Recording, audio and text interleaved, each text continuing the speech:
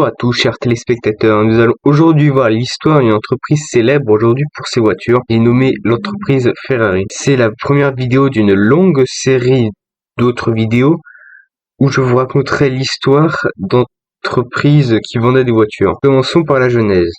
En 1929, Enzo Ferrari est pilote et passionné de voitures de course. Il travaille alors pour la marque Alfa Romeo, il fonde la concession Alfa Romeo Scuderia Ferrari à Modène, qui devient alors l'écurie de course officielle d'Alfa Romeo en 1933. En 1938, avant la Seconde Guerre mondiale, l'entreprise Alfa Romeo est confisquée par le dictateur Benito Mussolini à titre d'effort de guerre. Enzo Ferrari rompt alors son contrat avec la marque, ce qui le contraint à dédommager Alfa Romeo et lui interdit de fabriquer des voitures avec sa concession Scuderia Ferrari durant 4 ans. Le 13 septembre 1939, il fonde alors Auto Avio Costruzioni à Modène. Avec d'autres ingénieurs, elle sert à fabriquer des machines-outils et des pièces mécaniques d'avions pour l'Italie, pour ses avions de chasse notamment. En 1940, un riche pilote lui passe alors une commande de 2 voitures de course. L'Auto Avio Costruzioni 815 est bâtie alors sur un châssis de Fiat 508 Balilla, voiture construite par le constructeur italien Fiat durant les années 1930 et qui a grandement contribué à la distribution des voitures auprès de la classe moyenne du pays. Les voitures, commandées par le riche pilote, ont alors une carrosserie Superleggera. Enzo Ferrari équipe sa création d'un moteur de 8 cylindres en ligne de 1,5 litres. Elles auront alors une vitesse de 170 km/h. La voiture est dévoilée lors de la course 1000 Miglia 1940 et le journal britannique Motor la présente lors de son édition du 1er mai 1940. Mais la Seconde Guerre mondiale ne permet alors pas le succès de cette voiture. Évidemment, on était plus intéressé par les événements de la guerre plutôt que par la course. En 1942, Enzo Ferrari fonde son usine Ferrari de Maranello. Et puis il fonde en 1940 l'entreprise qui va nous intéresser lors de cette vidéo. L'entreprise Ferrari, elle fonde ainsi sa première voiture la même année, la Ferrari 125S. C'est une voiture de compétition dont le but est de surclasser Alfa Romeo. La voiture est propulsée par un moteur V12, donc de 12 cylindres, de 1,5 litres. Conçu par les ingénieurs Gioacchino Colombo et Luigi Pazzi, excusez-moi pour la prononciation. Ce type de motorisation est particulièrement inhabituel parmi les barquettes de course d'après 1945 et nous révèle le caractère particulièrement visionnaire d'Enzo Ferrari. Il a été particulièrement impressionné par la générosité d'un 12 cylindres de Delage et Packard et encore par la sonorité qu'il trouve raffinée. Lors d'une course de la ville de Plaisance, le 25 mai 1947, Franco Cortese mène la 125S à la victoire. La même année, la Ferrari 159 est fondée, mais elles n'auront pas autant de gloire que sa prédécessrice, qui a quand même fini par remporter 14 courses.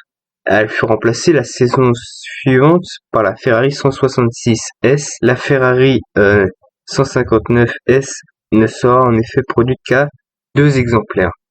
La Ferrari 166S est fondée en 1948 et sera produite en 1953 sur 100 exemplaires. Elle est alors propulsée par un moteur V12 de 2 litres.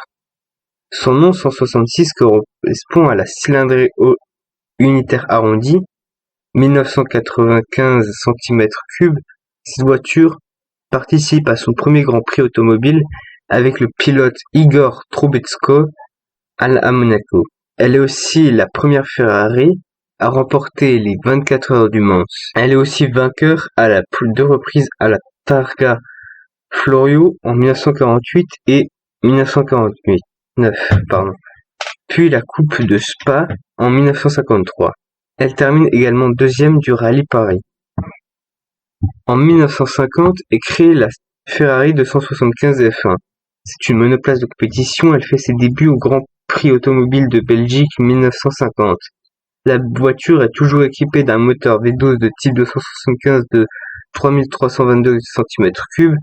Ce moteur qui marque alors un tournant dans l'histoire de Ferrari et plus généralement dans celle des voitures de compétition car il donne naissance à une série de moteurs de grosse cylindrée et met fin au compresseur volumétrique. La même année est fondée la Ferrari 375 F1. Il s'agit toujours d'une monoplace de Formule 1, elle a toujours un moteur V12 d'un cylindrée de 4500 cm3. Bref, vous l'avez compris, les voitures Ferrari remportent de plus en plus de victoires et l'entreprise gagne rapidement en notoriété. Mais dès les années 1960, les bouleversements arrivent. En particulier, c'est l'émergence de la concurrence féroce d'entreprises telles que Jaguar, Maserati, Porsche, etc.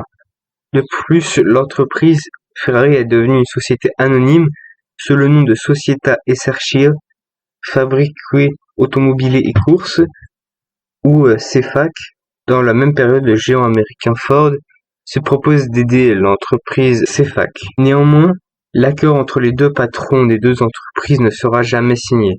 Pas content du tout, Ford décide alors de battre Ferrari sur son propre terrain. Il remporte une série de 4 victoires aux 24 heures du Mans grâce à la puissante voiture Ford GT40 à moteur V8. Malgré tout, Ferrari continue de remporter de nombreuses victoires grâce à la Ferrari 250 Testarossa. Dans les années 1970, les crises pétrolières commencent, ce qui n'est pas favorable à la bonne santé de l'entreprise. Il y a de surcroît les mouvements syndicalistes et les attentats des Brigades rouges. Enfin, la mort d'Enzo Ferrari en 1988 suscite un certain grand étonnement, un formidable élan spéculateur autour de la marque Ferrari. Le succès de l'entreprise meurt alors aussi rapidement qu'elle est née. Ses ventes se divisent par 2 et de plus, l'entreprise est rachetée par Ford. Aujourd'hui, l'entreprise n'appartient plus à Ford, elle vend des moteurs, elle appartient à 90% au groupe FCA et 10% au fils d'Enzo Ferrari. La vidéo se termine maintenant tout doucement. Laissez un like si vous avez aimé la vidéo. Dites-moi en commentaire quelle est votre marque de voiture préférée. Et moi, je vous dis à la prochaine.